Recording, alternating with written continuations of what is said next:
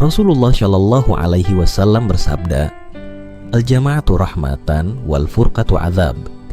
Kebersamaan adalah rahmat dan perpecahan adalah azab.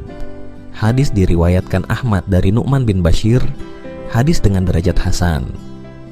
Dengan mengikuti tuntunan Rasulullah ini, kami, Persatuan Sumando Caniago, telah berdiri selama 4 tahun.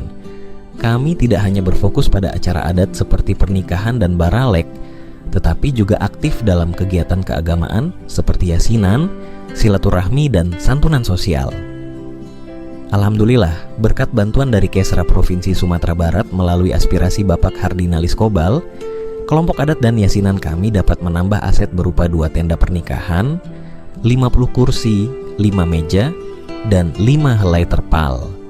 Semoga tambahan ini menjadi berkah dan rahmat bagi anggota dan masyarakat, serta menjadi contoh bagi masyarakat lain untuk selalu menjalin silaturahim melalui kelompok swadaya masyarakat yang saling menguntungkan.